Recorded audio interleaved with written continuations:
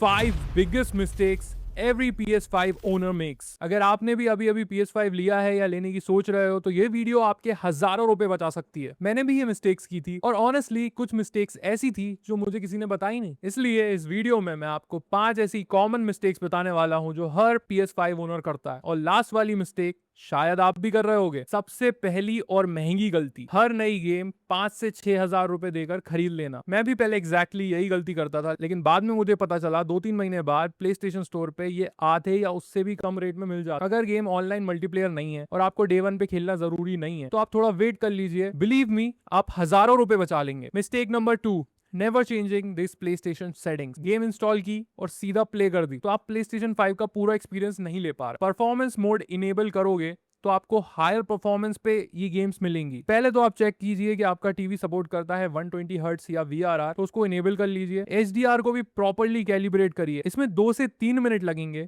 और आपका जो एक्सपीरियंस है वो यहां से यहां पहुंच जाएगा, क्योंकि क्लियरिटी उतनी मिलेगी ना आपको। Another mistake is filling your storage too quickly. अभी जो नए PlayStation 5 आ रहे हैं उनकी स्टोरेज ही ऑलरेडी कम कर दी गई है सोनी के द्वारा। तो 625 कुछ GB आपको मिलता है और आप तुरंत ही बहुत सारे गेम्स डाउनलोड कर लेते हो। फिर आप खेलते एक भी नहीं हो लेकिन आपका स्टोरेज फुल हो जाता है। PlayStation 5 की स्टोरेज उतनी बड़ी नहीं है जितनी लगती है। Call of duty, Spiderman 2, GTA और 2-3 AAA गेम्स आपने फिल करे नहीं कि आपकी स्टोरेज खत्म। फिर लोग जल्दी से SSD खरीदते हैं और SSD के प्राइस अभी देख रहे हो आप, आसमान छू रहे हैं भाई। 20-25 हजार से कम की 1 TB की SSD आपको नहीं मिलती PSI Gen 4 जो कि PlayStation सपोर्ट करता है। तो उससे अच्छा बेटर क्या रहेगा कि आप जो गेम्स खेलना चाहते हो पहले वो डाउनलोड करो, उनकी स्टोरी कंप्लीट करो, उसके बाद उसको HDD में ट्रांसफर करो या डिलीट कर दो ताकि आपकी स्टोरेज स्पेस भरी नहीं रहे, और फिर उसके बाद नया गेम डाउनलोड करो। वरना यार अभी स्टोरेज का मामला, SSD का मामला बहुत महंगा है, तो मैं सजेस्ट नहीं करूंगा कि अभी इस प्राइस पॉइंट पे आपको SSD बाय करनी चाहिए। लेकिन अगर आपकी स्टोरेज ही खत्म हो जाएगी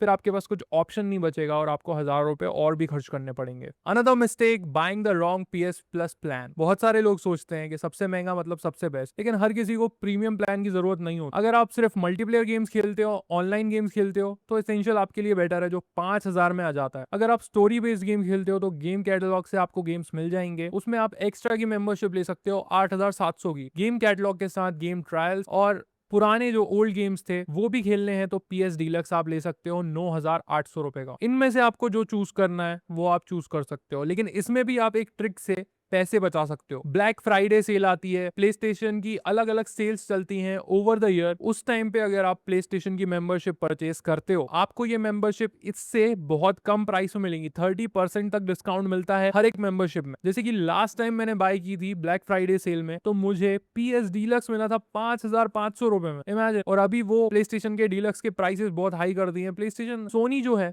वो हर एक चीज के प्राइसेस हाइक करे जा रहा है और हमें नहीं पता ये कब तक रुकेगा। 3 मेजर SSD बनाने वाली कंपनीज थी, उनका एक केस चल रहा है US में। ऐसे एलिगेशंस लगे हैं उनपे कि शायद उन्होंने जानबूझ के SSDs के प्राइस, रैम्स के प्राइस इंक्रीज किए थे क्योंकि उनकी मोनोपोली थी। मतलब वो तीनों ही मेजर कंपनीज थी और वो जानते थे इसको बढ़ा के हमें फायदा होगा, तो शायद ऐसा हो सकता है। ऐसा उनपे केस चल रहा है और अगर ये केस वो लोग हार जाते हैं, ड्रास्टिकली फॉल आने वाला है SSDs में, और जो पुराने रेट हमें 2024-25 में मिला करते थे वो हमें 26 और 27 में भी देखने को मिल जाएंगे। लेकिन अब ये केस कब खत्म होता है no one knows. Another mistakes, buying unnecessary accessories. PS5 खरीदते से ही लोग एक्सेसरीज की शॉपिंग शुरू कर देते हैं। RGB stand, cooling fans, fancy light, random controller attachments, और कुछ दिन बाद ये पूरे के पूरे एक बॉक्स में बंद पड़े रहते हैं। जैसे कि ये मैंने एक बाय किया था स्टैंड RGB वाला, इसमें फैन भी था, आप यहाँ पे अपनी CDs भी लगा सकते थे गेम्स की। मुश्किल से 1 आध महीने यूज किया होगा मैंने इसको और ये मेरे बॉक्स में ही पड़ा हुआ है। वेस्टेज ऑफ मनी, 2,000 रुपए मैंने यहाँ पे वेस्ट किए थे। प्ले स्टेशन के मिथ हमें आए दिन देखने को मिलते रहते हैं। कोई बोलता है रेस्ट मोड में प्ले स्टेशन रखने से खराब हो जाता है, कोई बोलता है एक्सटर्नल फैन लगा दो। भाई प्ले स्टेशन सोनी ने इंजीनियर किया है और उसकी इंजीनियरिंग परफेक्ट है। उसमें वेंटिलेशन आउटपुट दिया गया है, उसके फैंस प्रॉपरली वर्क करते हैं, उसमें हमें एक्सटर्नल फैन लगाने की जरूरत नहीं है। मेरी एडवाइस ये है कि जितनी एक्सेसरीज आपको जरूरत है, कि एक एक्स्ट्रा कंट्रोलर आपको चाहिए होगा, स्टोरेज खत्म हुई तो SSD, तो ये सब मेजर जो आपकी एक्सेसरीज हैं वो आप परचेस कर लीजिए। बाकी एक्सेसरीज जो कि स्टैंड, RGB, फलाना ढिमकाना, ये सब आप साइड करके रख दीजिए। बाद में आपके पास जब ज्यादा पैसे हो ना तब खरीदना, इसकी कोई इमरजेंसी नहीं है। प्ले स्टेशन के साथ ऑलरेडी उसका एक स्टैंड आता है और क्लिप्स भी आती हैं जिनसे आप इसको वर्टिकल या हॉरिजॉन्टल जैसे चाहे वैसे रख सकते हो। ये मिस्टेक सरप्राइजिंगली बहुत कॉमन है। लोग PlayStation 5 को टीवी के कैबिनेट में रख देते हैं या फिर वॉल से बिल्कुल चिपका के रख देते हैं, उसका पूरा एग्जॉस्ट बंद हो जाता है। प्रॉब्लम यह है कि PlayStation 5 के अंदर प्रॉपर एयर फ्लो चाहिए होता है। अगर वेंटिलेशन ब्लॉक हो गई तो कंसोल को हीट बाहर निकालने के लिए ज्यादा मेहनत करनी पड़ती है। इसलिए हमेशा उसके आसपास थोड़ी ओपन स्पेस रखिए